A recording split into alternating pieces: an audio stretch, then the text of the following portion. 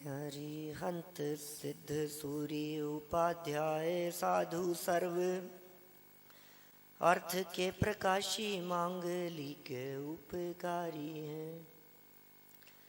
तिनको स्वरूप जान रागते भई जो भक्ति काय को नवाई स्तुति को चारी है। धन्य धन्य तिन ही ते काज सब आज भये कर जोड़े बारे बारे वंदना हमारी है। मंगल कल्याण सुख ऐसो हम चाहते हैं। हो मेरी ऐसी दशा जैसी तुम धारी है। हो मेरी ऐसी दशा जैसी तुम धारी है। हो मेरी ऐसी दशा जैसी तुम धारी है। यहाँ हमारी चर्चा 6 सामान्य गुणों के संदर्भ में चल रही थी और इस संबंध में हम अस्तित्व, वस्तुत्व, द्रव्यत्व, प्रमेयत्व इन 4 गुणों की चर्चा भी कर चुके थे। हेलो, कुछ जिज्ञासा है इनकी पूछने के लिए तो पूछ लो, कोई बात नहीं। नहीं तो मैं अपना विषय आगे बढ़ाता हूँ फिर। यहाँ पे जितने लोग बैठे हैं, अगर किसी को जिज्ञासा है तो पूछ सकते हैं। ये तो कुछ प्रश्न मेरे पास हैं जो उस दिन रह गए थे, तो अगर आपकी अनुमति हो तो मैं उसमें से पूछ लेता हूँ। सामान्य गुण पूरे कर ले।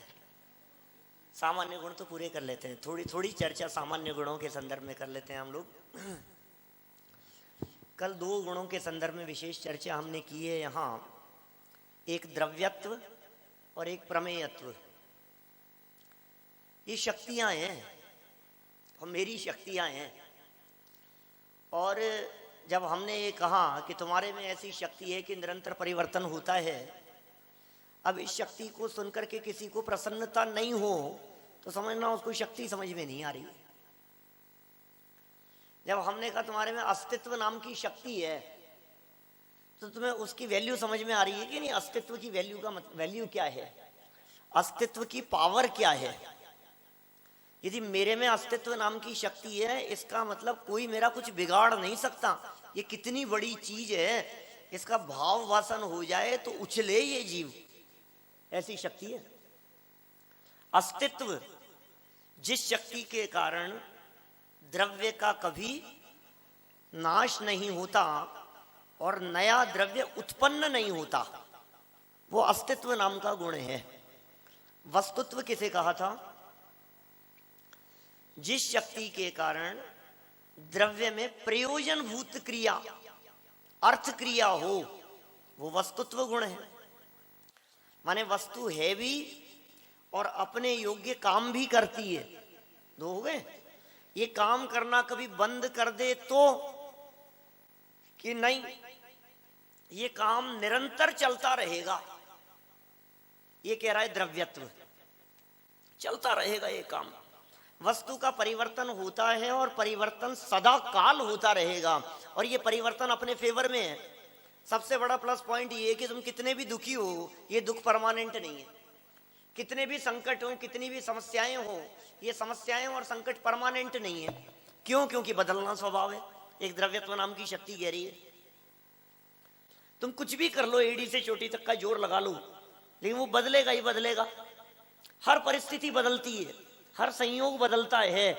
अब जब बदलना स्वभाव है तो तुम्हारा राग परमानेंट नहीं है, हमारी कषाएं परमानेंट नहीं है, दुख परमानेंट नहीं है। तो आप कहेंगे साहब सुख भी तो परमानेंट नहीं है, कि सुख है कहां तुम्हारे पास में अभी जिसकी परमानेंसी की बात कर रहे हो? माने जो कुछ अभी है ये सब बदलने वाला है। मिथ्यात्व यदि बदलेगा तो एक द्रव्यत्व नाम की शक्ति है, वो हमें विश्वास दिला रही है कि तुम्हें ज्यादा सरदर्द करने की जरूरत नहीं है, ये मिथ्यात्व नियम से बदलेगा। तो साहब अभव्य जीवों का भी बदल रहा है क्या? बदल तो रहा है। श्रद्धा गुण की पर्याय में परिवर्तन तो हो रहा है। जो पुरुषार्थी होंगे, जो भव्य और पात्र जीव होंगे, उनका मिथ्यात्व छूटकर सम्यक्त्व हो जाएगा और जो नहीं होंगे उनका नहीं हो पाएगा। हमारा काम तो बुद्धिपूर्वक पुरुषार्थ करना है कि साहब ये सब हो रहा है, इनको जान कौन रहा है। कभी कभी थोड़ी देर के लिए रेस्ट करने लग जाए तो परिणमन करता करता ये मशीन थोड़ी देर के लिए रुक जाए कि कभी नहीं रुकेगी, क्योंकि एक और शक्ति है जिस शक्ति का नाम है प्रमेयत्व। अब ये प्रमेयत्व शक्ति क्या काम कर रही है? बोले जिस शक्ति के कारण द्रव्य, वस्तु, पदार्थ किसी न किसी के ज्ञान का विषय बने, गुप्त नहीं रह सकती, किसी न किसी के ज्ञान का विषय अवश्य बने, उसे प्रमेयत्व नाम का गुण कहते हैं। अब ये गुण है, शक्ति है, देख लो, कुछ सीक्रेट नहीं है आपका। आप क्या सोच रहे हो? शक्ति लगती है आदित्य? यदि आपको ऐसा लग रहा है कि अरे यार ये तो कुछ सीक्रेट ही नहीं है, ये क्या, ये तो कमजोरी लगती है हमारे को, तो सुन भाई, यदि तुझे कमजोरी लग रही है तो तू अपराधी वृत्ति वाला व्यक्ति है। निरपराधी व्यक्ति को तो ये सुन करके प्रसन्नता होगी कि सब जाने इसमें मुझे क्या ऐतराज है। माने मेरे में यदि ये प्रमेयत्व नाम का गुण है तो इसकी घबराहट चोर को हो, व्यभिचारी को हो, कसाई को हो, पापी को हो, अनीति अन्याय करने वाले को हो, बेईमान को हो, सप्त व्यसन करने वाले को टेंशन हो कि अरे यार बात मैं कर रहा हूं, कोई व्यक्ति देख लेगा, कोई व्यक्ति जान लेगा। लेकिन जो व्यक्ति पाप मुक्त है, जिस व्यक्ति के हृदय में पाप का परिणाम नहीं है, उस व्यक्ति को किस बात की घबराहट? बतलाओ। कल हमने कही थी ना, विभाव कभी टिकता नहीं और स्वभाव कभी मिटता नहीं। और टिकता नहीं की जगह एक और कह दो बात, विभाव कभी छिपता नहीं और स्वभाव कभी मिटता नहीं।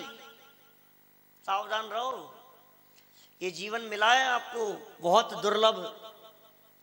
पाप वृत्तियां सारी निकल जाए जीवन से, बोलो यदि ये प्रमेयत्व ख्याल में आए तो जीवन में कोई अपराध न हो सके, कोई गलती न हो सके, गलत मार्ग पर आपके कदम न जा सके। यदि आपको इस बात का पता लगे, अरे भाई साहब देख रहे हैं, मैं कैसे चुरा सकता हूं, मैं कैसे गलत कर सकता हूं, इस दिशा में मेरे कदम कैसे बढ़ सकते हैं, ये प्रमेयत्व हर समय सावधान रख रहा है हमारे को। और कौन देख रहा है? खुद भी देख रहे हैं और अनंत अनंत सिद्ध परमात्मा भी देख रहे हैं। अनंत अनंत सिद्ध परमात्मा देख रहे हैं। भरोसा है सिद्ध परमात्मा के ज्ञान पर। सिद्ध परमात्मा के ज्ञान में तो जानने की सामर्थ्य है, और मेरे में और जगत के समस्त पदार्थों में जानने में आने की विशेषता। ये प्रमेयत्व शक्ति कैसी है? माने ये कहता है ना, मुझे सब जाने, मुझे सब जाने, इसकी भावना रहती है इस तरह की, मेरी खूब प्रसिद्धि हो, खूब लोग जाने। अरे तुम जानते नहीं हो मुझे कितने लोग जानते हैं। ये सुन, तुझे कितने जानते हैं? हमें अनंत अनंत सिद्ध परमात्मा जान रहे हैं। सबकी भावना ऐसी रहती है, मैं दान दूं तो सबको पता लगे, मैंने इतना पैसा दे दिया, घोषणा ही नहीं करी हमारी, किसी को पता ही नहीं है। और उदाहरण दे, जंगल में मोर नाचा, किसने देखा? किसको पता? पता तो लगना चाहिए, लोगों को मालूम तो चलना चाहिए कि हमने कुछ किया है। अरे भैया, ये कह रहे हैं प्रमेयत्व नाम की एक ऐसी शक्ति है जिसके कारण वस्तु का स्वरूप गुप्त रहता नहीं है, वो सदा काल प्रकट है। अब इस प्रकट पने को सुनकर के आनंदित होवे ये भव्य जीव है कि साहब हमारा भगवान आत्मा ज्ञान का विषय नहीं बन रहा। सम्यक दर्शन की प्राप्ति कैसे होगी? कैसे जानूं आत्मा को? कि सुन, आत्मा को जानने में भले ही तेरी कमजोरी हो, आत्मा की तरफ से देखो तो आत्मा तैयार बैठा है जानने में आने के लिए, क्योंकि प्रमेयत्व गुण है। प्रति क्षण आत्मा इसलिए बैठा हुआ है अंदर में, क्योंकि वस्तु है ना। 6 द्रव्यों में से आत्मा भी तो एक वस्तु है कि नहीं? अब यदि आत्मा एक वस्तु है, पदार्थ है, द्रव्य है, और द्रव्यों का सामान्य गुण है प्रमेयत्व, इसका मतलब ज्ञान का विषय बनेगा। अब ज्ञान का विषय बनने की योग्यता तो आत्मा में है, ये सब विषय तो नहीं बन पा रहा है कि तेरे ज्ञान की कमजोरी है। तेरे पास में दोहरी विशेषता है, जान भी सके और जानने में भी आ सके। जगत के अनंत पदार्थों में प्रमेयत्व तो है, लेकिन ज्ञान नहीं है। अनंत अनंत पदार्थों में एक प्रमेयत्व नाम का गुण तो है 6 द्रव्यों में, लेकिन ज्ञान नाम की शक्ति किसके पास में है? कि वो अकेली मेरे पास में है। तो मैं जान भी सकता हूं, कि जान सकता हूं ना, सबको जानता हूं मैं, कि सबको नहीं, अपने आप को भी जान सकता है। तुझ में भी तो है प्रमेयत्व। क्या गजब की महिमा है भाई। ये कैसे गजब के गुण हैं, ये हमें कितना निश्चिंत कर रहे हैं, ये हमारे माथे पर से कितना वजन उतार रहे हैं। तो जबरदस्ती माथे पर 3 साल लेकर के घूम रहा है और ये सोच करके पता नहीं लग जाए, पता नहीं लग जाए, पता नहीं लग जाए। अब तेरे को कह रहे हैं, अब तेरे को कह दिया ना पता लगेगा, अब तू शांत रहे। मैंने चोरी की है, पकड़ में नहीं आ जाऊं, पकड़ में नहीं आ जाऊं। तो तूने किया ही क्यों है पहले तो ये बता। तो सावधान नहीं रह सकता, तो संभाल नहीं सकता अपने आप को, तो मनुष्य गति का जीव नहीं है।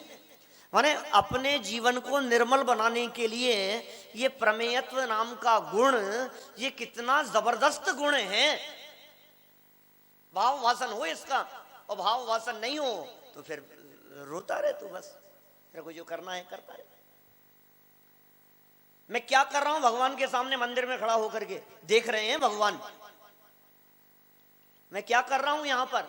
हर क्षण, हर एक्टिविटी, हर विकल्प, हर विचार, मैंने ये कहता है कि साहब मन में सोच लिया मैंने, तो कौन जानता है, अब मेरे मन की तो मेरे अलावा कौन जानता है। कि सुन, प्रमेयत्व नाम का गुण है, हर चीज झलक रही है, और कौन जानता है कह रहा है, तू खुद तो जानता ही है, दूसरे की क्या बात कर रहा है। कोई जाने या नहीं जाने, मैं स्वयं तो जान ही रहा हूं ना कि मेरे मन में परिणाम गलत चल रहे हैं। अब मैं जान रहा हूं, तीर्थंकर परमात्मा विदेश क्षेत्र में बैठे हुए जान रहे हैं, लाखों केवली भगवंत 13वें गुणस्थान के अंदर बैठे हुए जान रहे हैं, सैकड़ों 14वें गुणस्थान वाले जान रहे हैं, और अनंत सिद्ध परमात्मा जान रहे हैं। बोलो अब क्या करना है इसको। क्या है, सिद्ध परमात्मा जान रहे हैं, इससे घबराहट नहीं होती, इसको घबराहट होती ये नहीं जाने। भगवान जाने कोई फर्क नहीं पड़ता, जान रहे होगे भगवान, जान रहे होगे, उससे क्या फर्क पड़ता है भैया। ये सिद्ध परमात्मा तो ऐसे पदार्थों के प्रमेयत्व के संदर्भ में कही है बात जो छद्मस्त के ज्ञान के विषय भी न हो सके। बाकी आपकी हर एक्टिविटी किसी न किसी अन्य छद्मस्त के ज्ञान का भी विषय बनेगी और बनेगी। इस भ्रम में मत रहना। बेईमानी कर ली, मिलावट कर दी, इधर उधर कर दिया, हेरा फेरी कर दी, कौन देख रहा है, सब चलता है, सब चलता है, कोई बात नहीं, कोई बात नहीं, सब चलता है। पंडित जी आए घर पे खाना खाने के लिए, पंडित अभी अभी बनाए, अभी 2 ही दिन हुए पापड़ बनाए हुए, 2 ही दिन हुए, खुद को भी पता है और भगवान को भी पता है, अभी का बनाया हुआ है, अभी का ही है, ताजा ही है, मर्यादा का ही है। नहीं नहीं नहीं, ले लो आप तो। ये भाई साहब ये प्रमेयत्व कह रहा है, तुम कितने भी मायाचारी कर लो, तुम कितना भी छल कर लो, वो छल प्रकट भी हो जाएगा, और कदाचित पंडित जी को बेवकूफ बना दो तो तुम ये प्रमेयत्व गुण को बेवकूफ नहीं बना सकते, इसे छल नहीं सकते तुम। जो है स्थिति सो सामने है, जो है सो प्रकट है, हाथ पे रखे आंवले की तरह है, लोकालोक सर्वज्ञ परमात्मा के ज्ञान में स्पष्ट झलकता है। शक्ति है कि कमजोरी है, बोलो ये शक्ति है कि कमजोरी है। कल परसों उदाहरण दे रहे थे ना संजय जी, वो चर्चा चल रही थी इस तरह की, वो रत्न जो हैं आजकल रत्न है कहां सच्चे। जिस रत्न को देखने के लिए टॉर्च की जरूरत पड़े वो काय का रत्न, जो खुद रोशनी प्रकाशित होकर के बोले, वो उसकी विशेषता है। तो ये चैतन्य रत्न है, ये पुकार पुकार करके कह रहा है। 17वीं 18वीं गाथा में कहते हैं, गुरुदेव अमृतचंद्र स्वामी कह रहे हैं, आवाल गोपाल सबको सुलभ है भैया, प्रकट अनुभव में आ रहा है। प्रकट क्यों आ रहा है? प्रकट अनुभव में प्रमेयत्व है, इसलिए प्रकट अनुभव में आ रहा है। अंदर में प्रमेयत्व नाम की शक्ति बैठी हुई है। अब ये कह रहा है मैं जान नहीं पा रहा हूं, मैं जान नहीं पा रहा हूं, कि कर अभ्यास, कर अभ्यास, वेद विज्ञान के अभ्यास का कर प्रयास। क्यों नहीं होगा, क्यों नहीं जानने में आएगा? भी चल रही थी ना चर्चा जैसी, अंत में मैं तो थोड़ा सा उलझ गया, किसी दूसरे काम में पूरा सुन नहीं पाया, लेकिन वो कुछ इसी तरह की चर्चा चल रही थी, समेट करके अंदर लाने वाली कुछ बात। तो अभ्यास करेगा तो निश्चित रूप से जाएगा अंदर, कुछ कठिन काम नहीं है।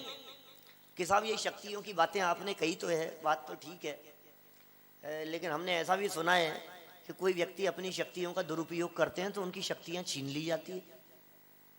इतिहास में ऐसे हमने कई उदाहरण पढ़े, उसके पास में बहुत सारी शक्तियां थी और उसने दुरुपयोग किया, खत्म हो गई, सब शक्तियां छीन ली गई। रिद्धियां होती है ना, पावर्स, वो पावर्स कब तक रहती है? आपने यदि सही दिशा में उपयोग किया तो ठीक है, और गलत उपयोग किया तो छीन ली जाएगी। कि सुन सुन, ये वो शक्तियां नहीं है जो छीन ली जाए, क्योंकि इनके ऊपर एक और बैठी हुई है, उसका नाम है अगुरु लघुत्व।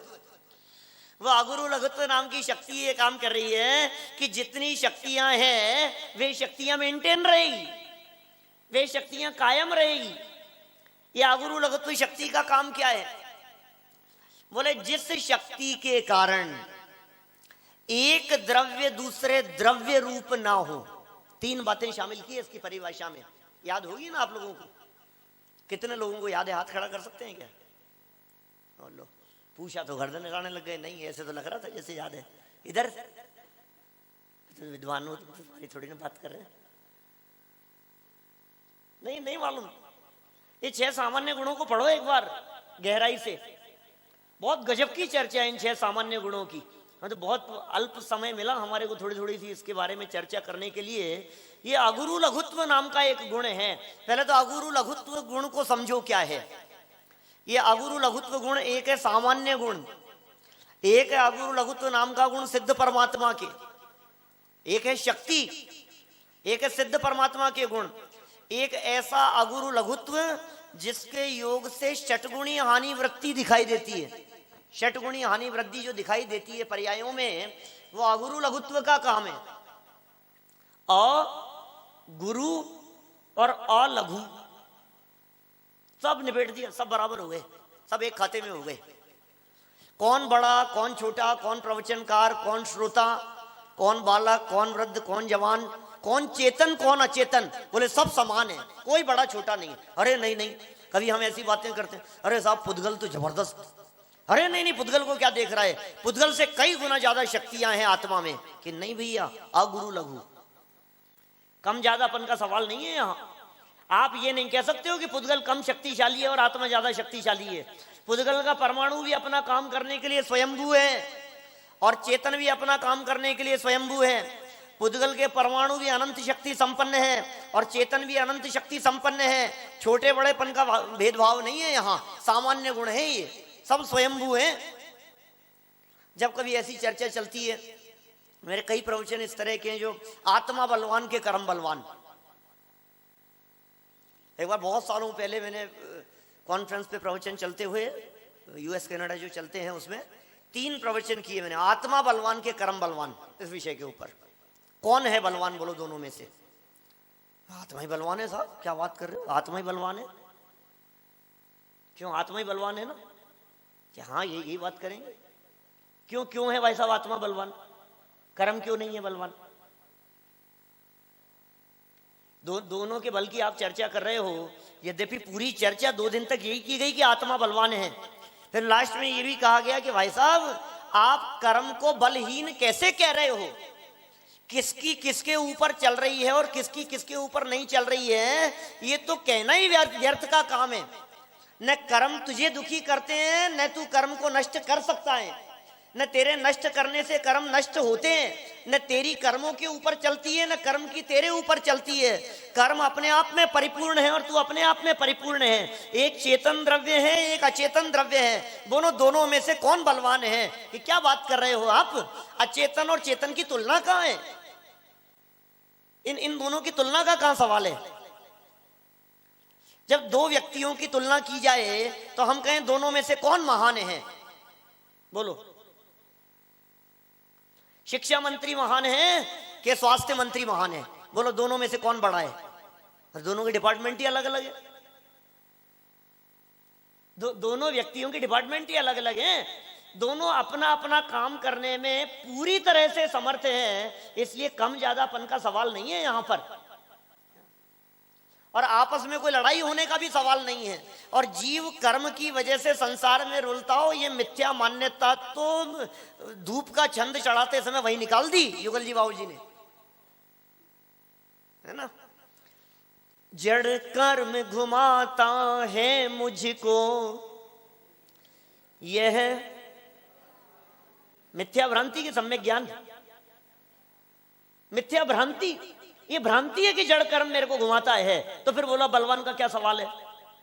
तो फिर कर्म बलवान, अरे वो घुमाता ही नहीं है तो बलवान का कहां सवाल है? कि देखो इन्होंने अपने स्वभाव का पुरुषार्थ किया और कर्मों को नष्ट कर दिया।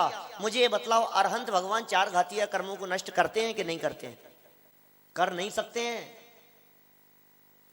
जब जीव अपने स्वभाव रूप परिणमन करता है तो कर्म वर्गणाएं अपनी योग्यता से अपने स्वभाव रूप परिणमन करती है।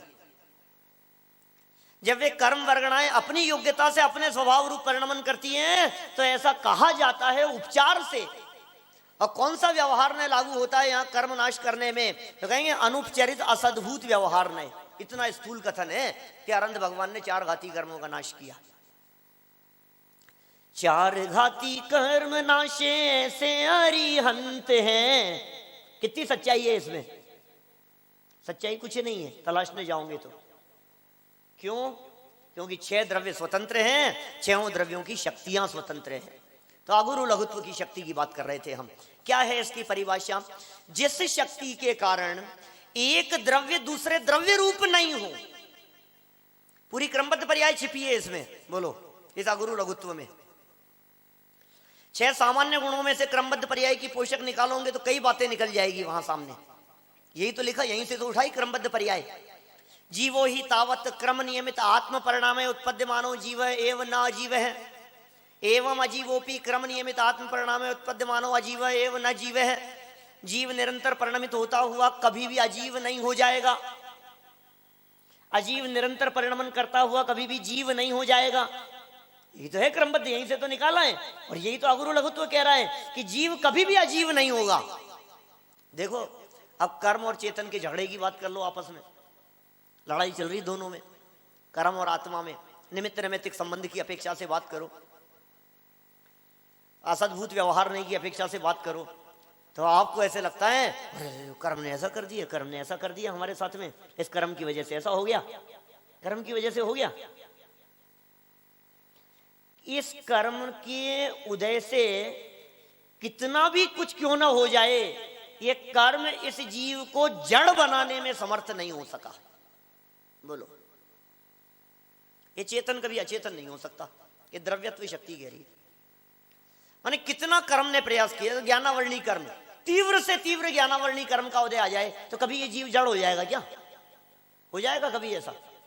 साहब कभी हो जाए तो कभी नहीं हो सकता, कभी नहीं हो सकता। ये चेतन कभी अचेतन नहीं हो सकता।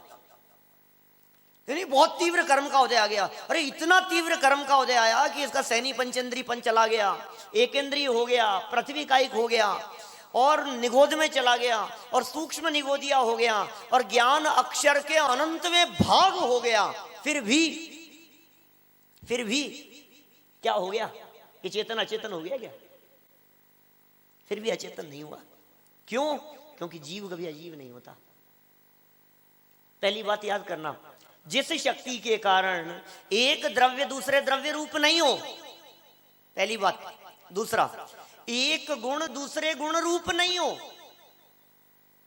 दूसरी बात। और तीसरी, द्रव्य में रहने वाले अनंत गुण बिखर कर अलग अलग न हो जाएं। पहली हो गई थी, अब दूसरी बात कर लो। एक गुण दूसरे गुण रूप नहीं होता, एक गुण दूसरे गुण का काम नहीं करता।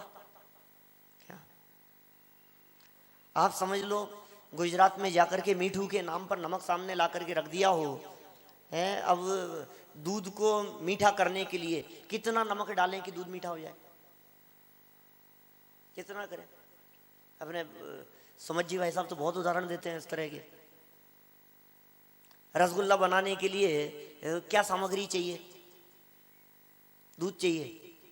अब कितना नमक तेल आदि इकट्ठा किए जाएं हम कि बोलो क्या होगा उससे? रसगुल्ला बन जाएगा। अरे इतना तो कर लिया, इतना तो कर लिया मैंने, अभी भी नहीं, अभी भी नहीं। क्या बात कर रहे हो? मैं कर करके मरे जा रहा हूं, मर पच लिया मैंने। इतना प्रयास किया, इतने प्रयत्न किए, कुछ हो ही नहीं रहा है, कुछ हो ही नहीं रहा है। अरे तू उल्टा पुरुषार्थ करता है। ये मोक्ष मार्ग प्रकाशक ग्रंथ 9वें अध्याय में जो चर्चा की है, तू प्रयत्न उल्टा करता है और काम चाहता है, तो कैसे होगा? एक गुण दूसरे गुण रूप नहीं परिणमन करता, एक गुण का कार्य दूसरा गुण नहीं करता। इससे सबसे बड़ी विशेषता यह है कि तुम कितना भी ज्ञान बढ़ा लो, तुम कितना भी क्षयोपशम बढ़ाने के लिए पीछे पड़े रहो, सम्यक दर्शन की प्राप्ति नहीं होगी, क्योंकि ज्ञान श्रद्धा गुण का काम नहीं करता। क्या नीरज जी, वैसा समझ में आ रही है बात क्या कह रहा हूं मैं? बातें ये 2 विद्वानों को समझ में आ रही है ज्यादा? तो क्या ज्ञान कितना भी बढ़ जाए उससे श्रद्धा का संबंध नहीं है। ज्यादा ज्ञान, ज्यादा ज्ञान, ज्यादा ज्ञान, और बाहरी देह की प्रवृत्ति रूप असद्भुत व्यवहार वाला चारित्र कितना भी हो, बोले उससे तेरे धर्म का कोई संबंध नहीं है, क्योंकि धर्म अपना और क्रिया जड़ की। अब जड़ की क्रिया से चेतन का संबंध अगुरु लघुत्व कह रहा है 3 काल में संभव नहीं है, हो ही नहीं सकता है। अरे साहब इतना प्रयास कर रहा हूं मैं, कितने उपवास कर लिए मैंने, कितने उपवास कर लिए। गुरुदेव से पूछा आत्मा को जानने के लिए क्या करें, क्या करें आत्मा को जानने के लिए, बोलो। अच्छा बोलो, मुझे आम का स्वाद लेना है तो कितने गुलाब जामुन खाऊं कि आम का स्वाद आ जाए? आम का स्वाद लेना है तो कितने रसगुल्ले खाऊं, बोलो। रसगुल्ले नहीं, लड्डू खा लो, चलो कोई बात नहीं। कितने लड्डू खाएं कि आम का स्वाद आ जाए? और दूसरी मिठाई ले लो जो पसंद हो, बर्फी ले लो, जलेबी ले लो, प्रासुक मर्यादा की बनी हुई, फिर तो आ जाएगा आम का स्वाद। क्या करें बोलो? उस आम का स्वाद लेने के लिए जिस तरह से सिर्फ एक ही उपाय है आम का स्वाद लेना, दूसरा कोई उपाय नहीं है। तू पूछता है आत्मा को जानने का उपाय क्या है महाराज, बोलो क्या उपाय है? तो वही जैसे सुबह बात कह रहे थे, राम और सीता को जानने का उपाय क्या है? राम और सीता का स्वरूप क्या है? कि बेटा तू एक काम कर, तू उपवास कर थोड़ा, फिर ऐसा कर, फिर ऐसा कर, फिर अनुष्ठान कर। अरे एक विधान कराओ, सिद्ध चक्र विधान, 8 दिन का विधान कराओगे, विद्वान आएंगे, फिर उनके प्रवचन होंगे, फिर सब ऐसे ऐसे होंगे, फिर मंत्र बोले जाएंगे, अर्घ चढ़ाए जाएंगे, गोष्ठियां होंगी, आयोजन होंगे, फिर आत्मा जानने में आए। तो ये सब कर पहले, इससे क्या होगा? आत्मा जानने में आएगा। गुरुदेव कहते हैं सुन, उपवास करने से उपवास होगा, आत्मा कैसे जानने में आएगा? एक मोटी बुद्धि वाले को भी समझ में आए। तो यदि गुलाब जामुन रसगुल्ला खा रहा है तो उससे रसगुल्ले का स्वाद आएगा, आम का कैसे आएगा? मोटी बुद्धि वाला भी समझता है ना। अच्छा मुझे आपका नाम जानना है भाई साहब, मैं भूल गया, आपका नाम जानना है, तो मैं क्या करूं? बोलो कितनी माला का जाप करूं कि आपका नाम? 1 माला जाप से तो आ जाएगा, तो 5 माला का जाप करने से, तो 2-4 विधान करा लूं तो बोलो क्या करूं? तो ध्यान लगा करके बैठ जाऊं, तब तो आपका नाम पता लग जाएगा। क्या उपाय है? कितना सिंपल का सा उपाय है, नाम जानने का उपाय, नाम जानना है, बात खत्म, दूसरा कोई उपाय नहीं है। जैसे ये लौकिक बातों में तेरे ये बात समझ में आती है, उसी तरह से आत्मा में ये बात क्यों नहीं समझ में आती है कि आत्मा जानने से आत्मा जानने में आता है, पूजन करने से आत्मा जानने में नहीं आता है। आत्मा जानने से आत्मा जानने में आता है, विधान करने से आत्मा जानने में नहीं आता है। कितनी सिंपल सी बात है। आत्मा जानने से ही आत्मा जानने में आएगा, उपवास करने से आत्मा जानने में नहीं आएगा, तीर्थ क्षेत्रों की वंदना करने से तो वंदना होगी, आत्मा कहां जानने में आया? कि तो व्रत ले लूं कि व्रत लेने से तो व्रत होंगे, आत्मा कैसे जानने में आएगा? कितना सिंपल बतला रहे हैं। एक गुण का कार्य दूसरे गुण में नहीं होता, आत्मा का काम आत्मा में होगा, जड़ का काम जड़ में होगा, ज्ञान का काम ज्ञान में होगा, श्रद्धा का काम श्रद्धा में होगा, चारित्र का काम चारित्र में होगा, उससे ज्ञान अप्रभावित, ज्ञान से श्रद्धा अप्रभावित। क्या गजब चमत्कार है भाई, ये कैसी बात समझा रहे हैं, मजा आए बोलो इस बात को जानते ही। सम्यक दृष्टि तलाशो, कौन कौन सम्यक दृष्टि है? सारे सम्यक दृष्टि विद्वानों में ही है। कोई चुपचाप शांति से सभा में बैठा हुआ, किसी कोने में बैठा हुआ सम्यक दृष्टि नहीं हो सकता है। अरे नहीं साहब, वो पंडित जी होंगे, वो होंगे, वो होंगे, वही हमारे को दिख रहे हैं सम्यक दृष्टि, नीरज जी नहीं हो सकते। प्रसिद्धि में सम्यक दर्शन को तलाश रहे हैं, वाणी में सम्यक दर्शन को तलाश रहे हैं, बाह्य आचरण और प्रवृत्ति में सम्यक दर्शन को तलाश रहे हैं। और यहां अगुरु लघुत्व गुण क्या कह रहे हैं? एक गुण दूसरे गुण रूप नहीं होता, सम्यक दर्शन श्रद्धा गुण की पर्याय है, श्रद्धा गुण में ही होता है, न ज्ञान में होता है, न चारित्र में होता है, न आचरण में होता है, न व्यवहार में होता है, न बाहरी समझ में होता है। कर लो तुम कुछ भी, नहीं होता तो नहीं होता, बस एक गुण दूसरे गुण रूप नहीं होता। आज हमारे घर में शक्कर खत्म हो गई तो बोलो किसी दूसरी चीज से काम चला ले, जो शक्कर का काम कर लेगी। नमक खत्म हो गया तो थोड़ा क्या करें, सब्जी के अंदर थोड़ा बूरा डालो, अरे एक जैसा ही दिखता है, कोई फर्क नहीं है ज्यादा, बिल्कुल वैसा ही। थोड़ा नमक चाहिए, ये पंडित जी नमक तो नहीं है, लेकिन बिल्कुल वैसी मिलती जुलती शक्ल है, चलेगी थोड़ा सा? चल सकता है क्या भाई साहब, बतलाओ। किसी गांव में बारात पहुंची, और वहां बारात पहुंची तो वो बाराती सब इकट्ठे हो रहे थे, तैयार हो रहे थे, और इतने में सूचना आई कि भाई साहब वो जो घोड़ी वाला जो था ना, क्या वो तो कैंसिल हो गया, वो तो आया नहीं। अरे अब क्या करें? बोले वैसा ही है, थोड़ा सा साइज में थोड़ा सा छोटा है, शक्ल थोड़ी सी अलग है, आप कहो तो चल जाएगा। घोड़ी की जगह गधा चल जाएगा? नहीं, ज्यादा फर्क नहीं है। और आप चिंता मत करो, मेकअप वेकअप ऐसा कर देंगे कि कोई पहचान नहीं पाएगा। है चुप रहे, क्या बकता है? चलेगा क्या? नहीं चलेगा। एक का रिप्लेसमेंट दूसरा हो ही नहीं सकता है, एक का काम दूसरा कर ही नहीं सकता है, एक व्यक्ति का काम दूसरा व्यक्ति नहीं कर सकता है, एक व्यक्ति का द्वारा किए जाने वाले विकल्प वो दूसरे व्यक्ति के विकल्पों से मिल नहीं सकते हैं। सब अपना अपना ही है। यहाँ ये स्वतंत्रता की बात बतला रहा है अगुरु लघुत्व नाम का गुण, और इतनी अनंत स्वतंत्रता बतला रहे हैं कि तू मिलावट में लगा हुआ है। तू कहे दो व्यक्तियों के परिणाम मिल जाएं आपस में, और कहीं जाकर के बैठता है किसी के सामने और कहता है पंडित जी चाय लेंगे? मैं कहा नहीं चाय नहीं। बहुत अच्छा, मैं भी चाय नहीं लेता यार। अपने परिणाम कितने मिलते हैं ना आपस में पूरा। आप चाय पसंद है आपको? अरे मैं तो चाय के तो शौकीन है और मुझे भी बहुत पसंद है। ऐसे लगता है ये दो वाक्य क्या मिल गए हैं, इसको लगता है हमारे विचार कितने मिलते हैं। सुनो, आचार्य कुंद स्वामी कह रहे हैं दो व्यक्तियों के परिणाम आपस में मिल नहीं सकते, और दो व्यक्तियों के परिणाम तो छोड़ो, तेरा एक समय का परिणाम तेरे दूसरे समय के परिणाम से नहीं मिल सकता। बात ये ऐसा अभाव है, एक दूसरे के अंदर हस्तक्षेप नहीं है कुछ भी। अब ये मिलाना चाह रहा है, हमारी शादी हो गई, इतने साल हो गए, हमारे विचार ही नहीं मिलते। क्या? अब मेरी शादी हो गई 17 साल, हमारे भी विचार नहीं मिलते। क्या? लेकिन 2% में नहीं मिलते तो 98% तो मिलते हैं। क्या साहब, इन्होंने प्रश्न पूछ दिया भरी सभा में मेरे से, आपकी बनती है कि नहीं बनती है? अब किस चीज में बनने की बात कहें बतलाओ। वो अपना काम करती है, मैं अपना काम करता हूं। वो खाना बनाने का काम करती है, मैं खाने का काम करता हूं, वो भी खाती है। सब अपना अपना काम करते हैं ना। दो व्यक्तियों के विचार कैसे मिलेंगे बताओ मेरे को? दो औदैहिक भाव एक जैसे कैसे हो सकते हैं? दोनों व्यक्ति अलग अलग गतियों से आए हैं, दोनों को अलग अलग जगह पर जाना है, दोनों अलग अलग परिणाम करके आए हैं, दोनों की उम्र अलग अलग है, दोनों के उदय अलग अलग है, दोनों की परिस्थितियां अलग अलग है, दोनों के बांधा हुआ कर्म अलग अलग है। कुंदा नाना जीवा नाना कम्मा, हमारे चावड़ा जी तो बहुत चलाते थे, पूनम चंद जी चावड़ा साहब बहुत चलाते थे गाथा, तो नियम सार की गाथा है जीव नाना कर्म नाना लब्धि नाना विधि कहे, अतएव वर्जित वर्जित वाद है निज पर समय के साथ। कोई वाद विवाद नहीं, झगड़े का काम ही नहीं है। हमने जान लिया तुम्हारा नेचर अलग है, तुम्हारा नेचर अलग है, बात खत्म हो गई।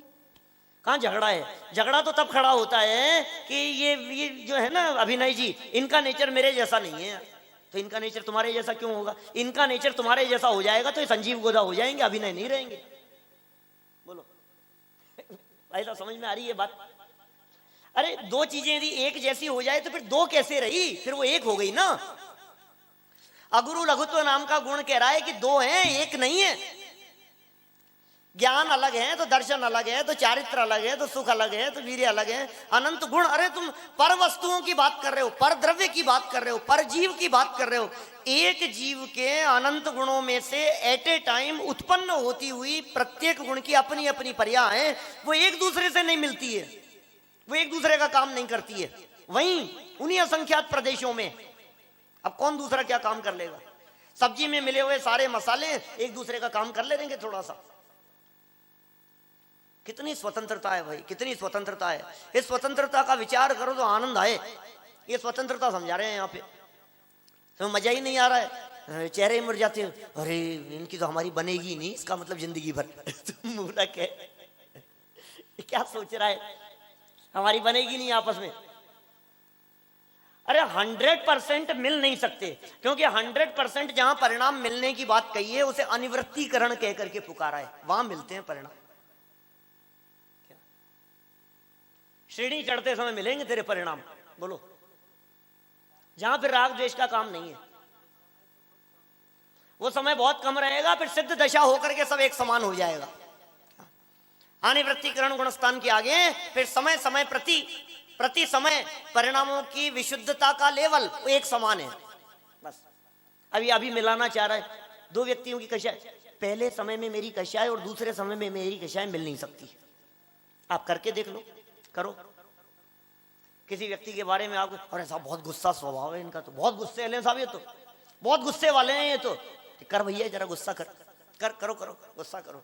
ये ऐसे थोड़ी ना आता है कुछ होगा तो आएगा। करो ना, आप कैसे करें? आप कर नहीं सकते हो। इस विभाव का करता नहीं है ये, प्रत्येक गुण अपनी योग्यता से परिणमन करता है। विभाव रूप परिणमन कैसे करें? अब कहा तो विभाव टिकता नहीं है, टिकेगा ही नहीं।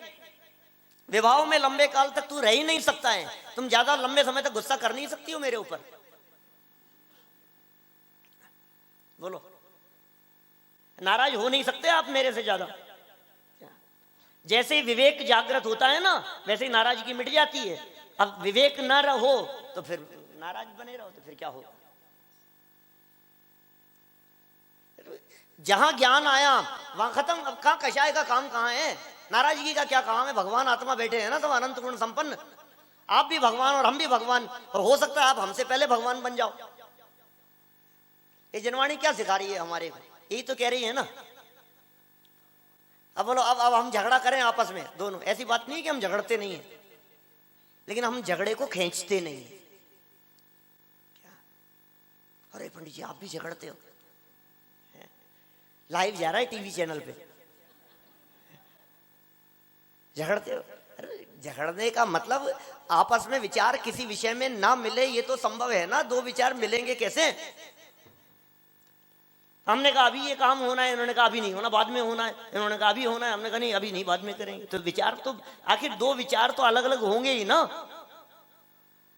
आप उसे खींचेंगे तो झगड़ा खड़ा। देखो जितना जल्दी मिटे उतना अच्छा है, जितना जल्दी मिटे उतना अच्छा है। और ये जिम्मेदारी किसकी है? बोलो। सबके घर घर की कहानी नहीं है ऐसी, सबके घर घर के झगड़े नहीं है। सारे देश का हाल है, पूरी दुनिया का ये हाल है। घर में देखो आप, गर्मी बहुत है, एसी चलेगा, मुझे तो ठंड लगती है, नहीं चलेगा। बोलो क्या करो? एक को गर्मी लगती है, एक को ठंड लगती है, तो कैसे मिलेंगे विचार?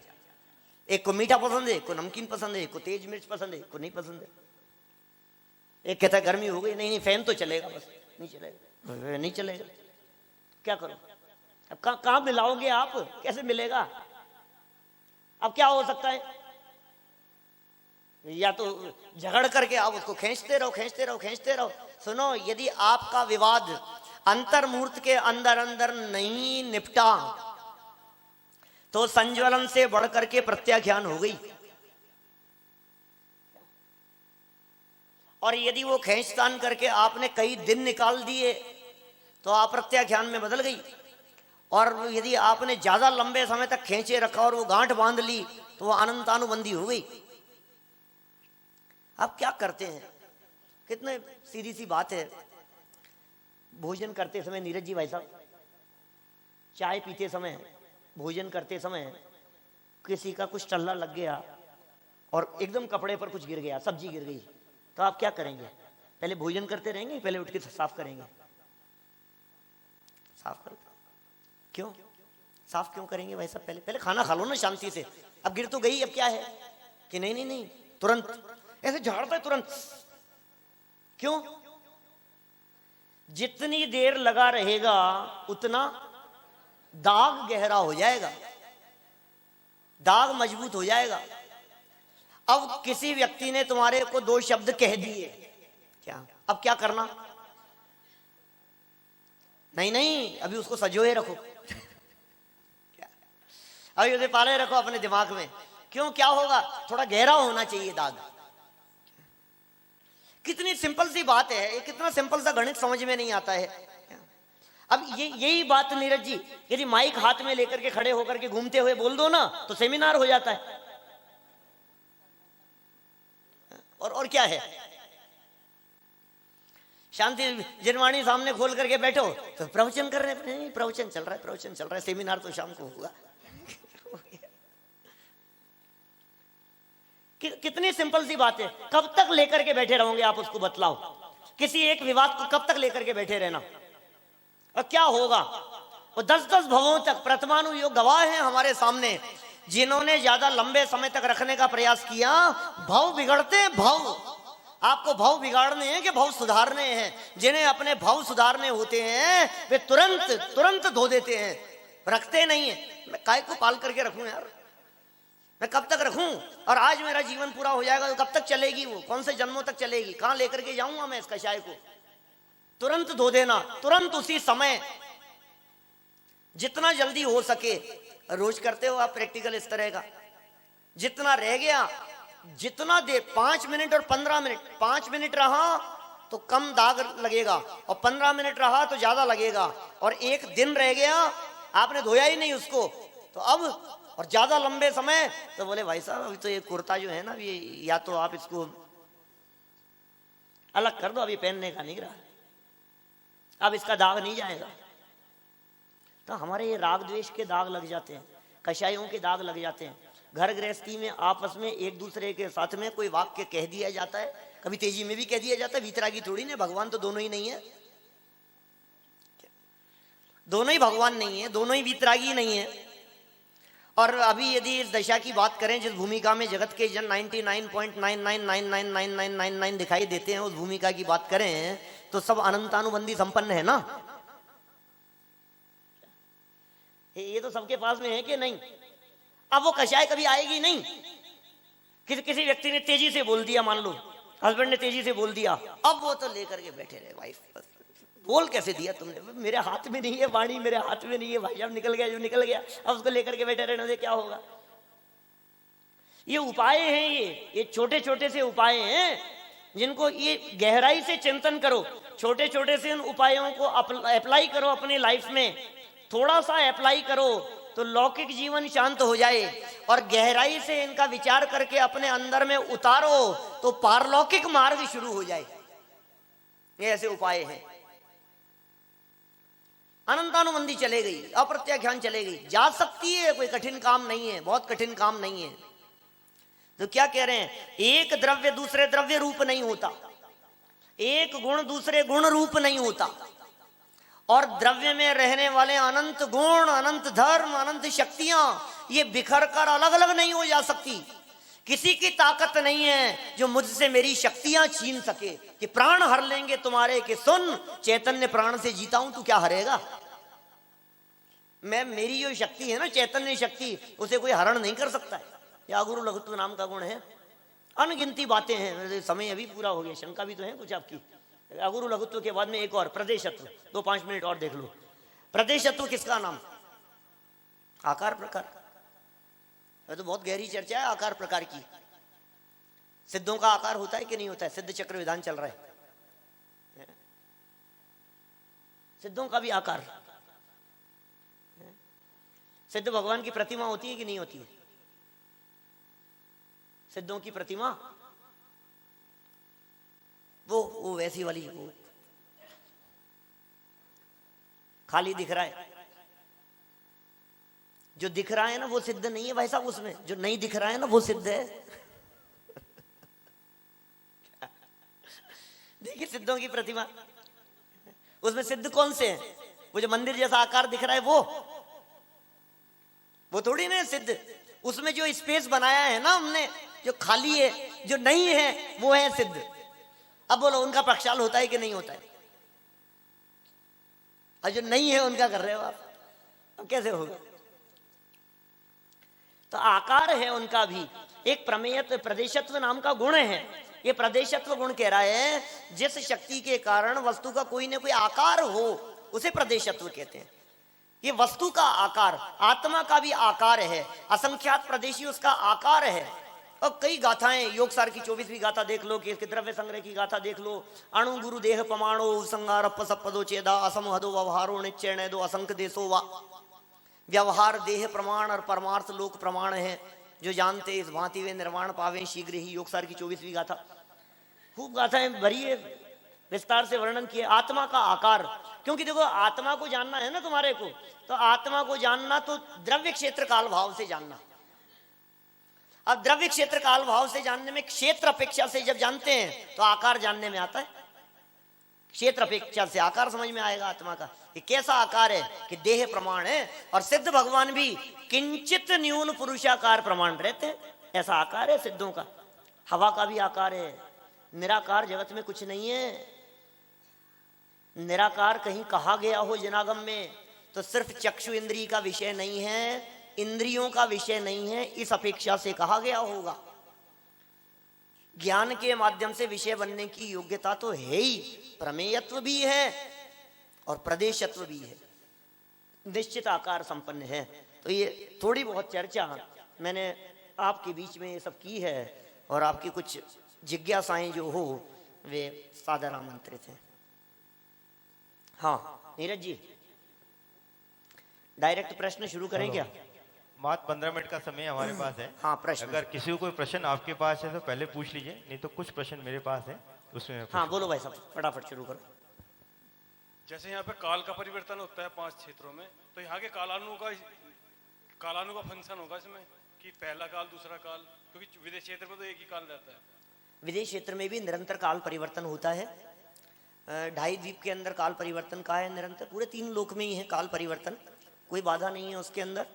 और हम जिसे स्थूल काल परिवर्तन कहते हैं, पहले काल से दूसरा काल, दूसरे से तीसरा काल, ये तो परिस्थितियां बहुत बड़ी बदलने की अपेक्षा से कहा है। बड़ी बड़ी परिस्थितियां बदल जाती है ना, उस अपेक्षा से कहा है कि भोग भूमि का काल था, ये कर्म भूमि का आ गया। विदेश क्षेत्र में सदा काल कर्म भूमि का ही काल रहता है, चौथा काल ही रहता है। और वहां काल यदि ना बदलता हो तो क्या छोटे से बड़े नहीं होते? वर्तना परिणाम क्रिया परत्वा परत्वे च कालस्य, ये काल के उपकार कहे तत्वार सूत्र 5वें अध्याय में। वर्तना भी, परिणाम भी, क्रिया भी, और परत्व परत्व छोटे बड़ेपन का व्यवहार भी, ये काल के उपकार है, वहां भी होता है। प्रश्न दूसरा है, जैसे विदेश क्षेत्र का कोई मुनिराज को यहाँ पर उपसर्ग केवली हो जाए तो यहाँ से मोक्ष तो जा सकते हैं साहब, बिल्कुल जा सकते हैं। तो यहाँ के कालानु का अंतर नहीं है ऐसा इसमें? नहीं, कोई फर्क नहीं पड़ता है उससे। जो जन्म ले रहे हैं जीव, उनको मतलब इससे फर्क नहीं पड़ता कि पहले दूसरे काल में एक्चुअल में क्या है, हीन पुरुषार्थी जीव हैं यहाँ वर्तमान में। धुंडाव दर्पणी पंचम काल में जन्म लेने वाले जीव बहुत हीन पुरुषार्थी हैं, इसलिए कुछ हो नहीं रहा है इनके माध्यम से। बेचारे क्या करें, पाप के उदय से आए हैं यहाँ। आपको मालूम है विभीषण का वो प्रसंग, विभीषण जब राम और रावण की सेना के बीच में युद्ध चल रहा था, तो विभीषण इधर आ गए राम का सहयोग करने के लिए। अब गुप्त बातें चलती थी बहुत सारी, तो विभीषण को देख करके किसी ने शंका की, रावण का भाई है, भाई तो उसी का है। तो विभीषण ने हाथ जोड़ करके रामचंद्र जी से कहा कि मेरे मन में यदि किंचित भी मायाचारी हो और आपको धोखा देने का परिणाम हो तो मैं मरकर पंचम काल का मनुष्य बनूं। बोलो आप, ये ऐसा पुराणों में प्रथमानुयोग में इस पंचम काल को, इस दुखम काल को इतना हीन काल कह करके पुकारा गया। पापी जीव आते हैं, पापी जीव जन्म लेते हैं, हीन पुरुषार्थी जीव, और काल से प्रभाव नहीं पड़ता। पुरुषार्थ तेरा कम है इसलिए कहा है कि मोक्ष नहीं होता है। उपसर्ग की बात आपने खुद नहीं कह दी है। वहां कोई मुनिराज ध्यान कर रहे हो, वहां से ध्यान के काल में कोई यदि उपसर्ग कर देवे उनके ऊपर, विदेश क्षेत्र में बैठे हुए मुनिराज पर, और उपसर्ग के काल में यहाँ फेंक देवे अपने यहाँ विश्वास नगर में, और यहाँ बैठे बैठे ये सभा के बीच में यहाँ से केवल ज्ञान होके मोक्ष चला जाए उनका, कोई बाधा नहीं।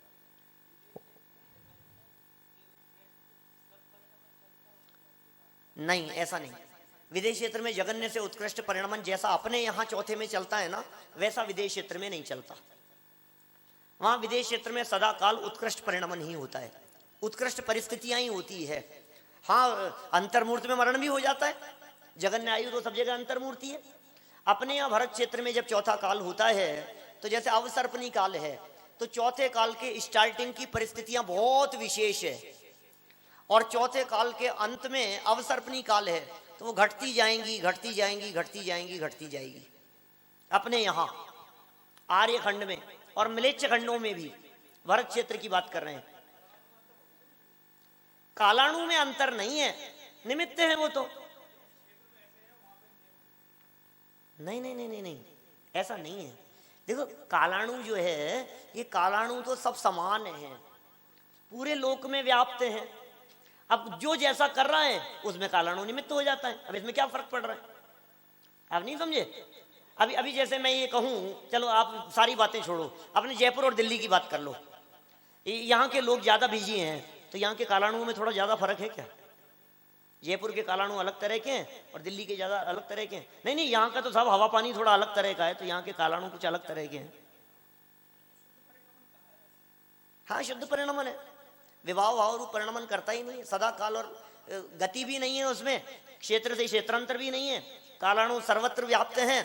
द्रव्य संग्रह में गाथा दी, रैणाणम राशि इव, रत्नों की राशि के समान आकाश लोकाकाश के एक एक प्रदेश पर एक एक कालाणु अवस्थित है। ऐसा। और किसी का कोई प्रश्न है अगर पूछना चाहता है? हाँ, एक, हाँ साहब,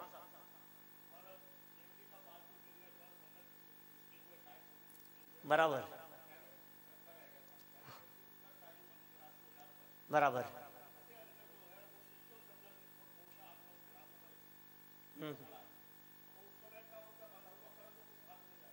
कौन सा बंधा हुआ कर, नरक में तो चले गए, और क्या चाहिए? एक्चुअल में प्रति समय के परिणामों से बंधन हो रहा है, प्रति समय के परिणामों से। अब ये प्रथमानुयोग के कथन है कि सीखों से फोड़ फोड़ करके उन्होंने माथा फोड़ करके मर गए हों। अभी इसी घटना को घुमा दो थोड़ा सा, तो तलवार लेकर के उसको आते हुए देखा, कुणिक जिसे कहा जाता है, अजात शत्रु कहते हैं इतिहास में, तो भारतीय इतिहास में राजा श्रेणिक की हत्या उसके पुत्र अजात शत्रु ने की है, हिस्ट्री में, इंडियन हिस्ट्री में। तो ये बतलाते हैं, अजात शत्रु कहते हैं, अपने क्या कहते हैं, इसका नाम कुणिक है उसका नाम।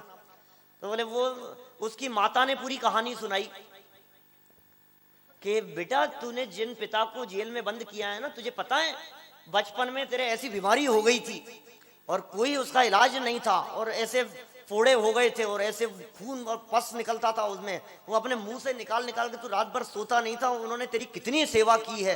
ये घटना उसने पूरी सुनाई माँ ने, और सुनाते इसका परिणाम बदल गया। क्यों हो? मैंने अपने पिता को बेड़ियों में बांध रखा है।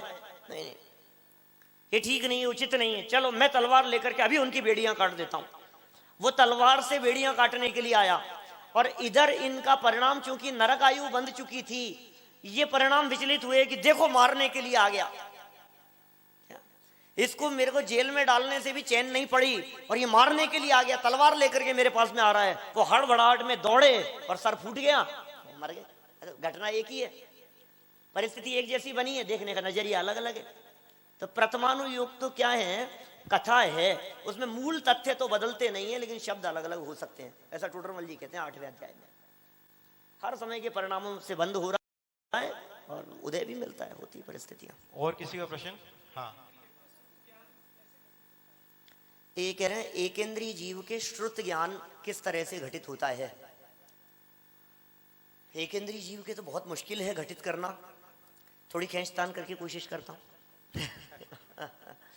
क्योंकि एक इंद्रिय जीव के कुछ भी घटित नहीं कर, एक इंद्रिय छोड़ो, हम 2 इंद्रिय 3 इंद्रिय जीवों के श्रुत ज्ञान घटित करते हैं ना, उसमें भी थोड़ा सा, यद्यपि मैंने घटित किया है बहुत जगह, मेरे प्रवचनों में आप सुनेंगे तो बहुत जगह पर घटित किया है। श्रुत ज्ञान और मति ज्ञान की विभाजन रेखा किस तरह की है, वो एक इंद्रिय जीव के श्रुत ज्ञान में इस तरह का कह सकते हैं हम।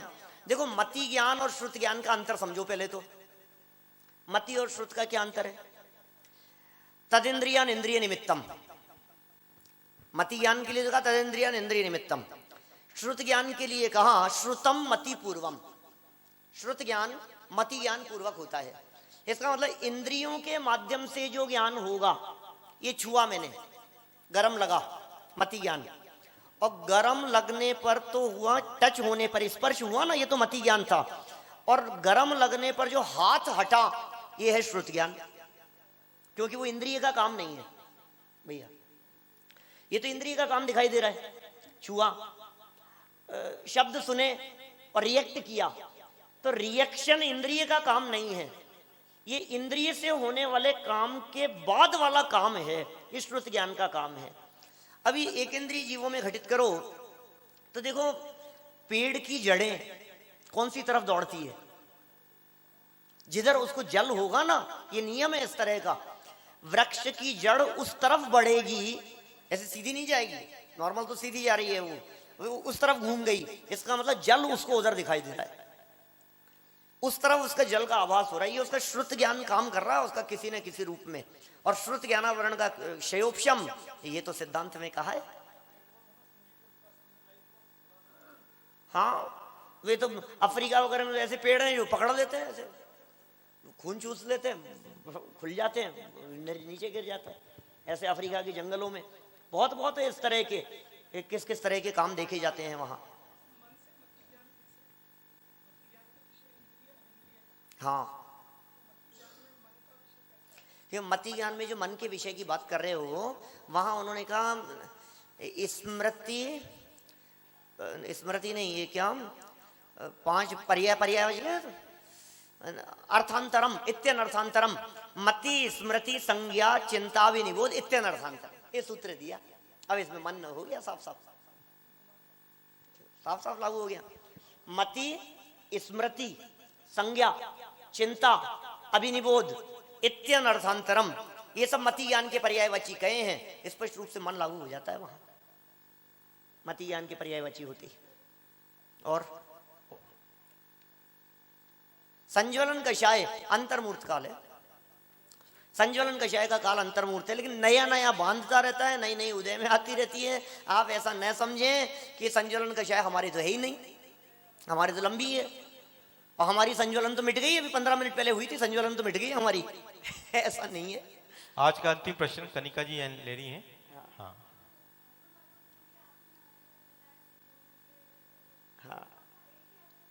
नहीं, सबके अलग अलग तरह के अर्थ हैं। सिद्धों के जो अगुरु लघुत्व नाम का जो गुण प्रकट हुआ है, वो अगुरु लघुत्व नाम का गुण प्रकट हुआ है कौन से कर्म के? गोत्र कर्म के अभाव में। अब छोटा बड़ापन नहीं रहेगा, वो सदा काल के लिए हो गया। उनका ऐसा है, सिद्धों के प्रकट होने वाला अगुरु लघुत्व गुण है। ये अगुरु लघुत्व नाम की शक्ति, ये सामान्य गुण, ये 6 द्रव्यों में पाया जा रहा है, वो कर्म के अभाव में प्रकट होने वाला है। एक अगुरु लघुत्व गुण के योग से हमने षटगुणी हानि वृद्धि की चर्चा की। इसका एक बहुत स्पेशल प्रवचन अपने अविभागी प्रतिच्छेद के नाम से ये यूट्यूब पर अवेलेबल है, बहुत गहरे आत्मार्थियों को सुनने योग्य है। अविभागी प्रतिच्छेद, पूरा 1 घंटे इसी की चर्चा की। अविभागी प्रतिच्छेद क्या चीज है? ज्ञान के अविभागी प्रतिच्छेद, श्रद्धा के अविभागी प्रतिच्छेद। ये अविभागी प्रतिच्छेद किस तरह से काम करते हैं? बोले अगुरु लघुत्व नाम का जो गुण है ना, जिसके कारण षटगुणी हानि वृद्धि हो रही है, एक पर्याय की दूसरी पर्याय से भिन्नता नहीं हो भाई साहब।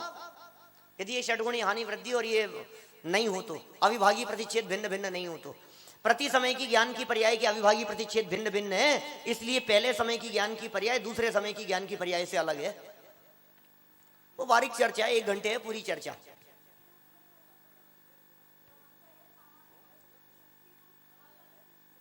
अब है ना वर्तमान में है, इसी के कारण तो मैं अचेतन नहीं हो रहा हूं।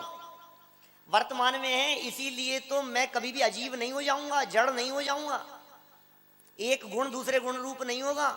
और अगुरु लघुत्व वर्तमान में शक्ति है, इसलिए मेरे अनंत गुण बिखरेंगे नहीं कभी भी।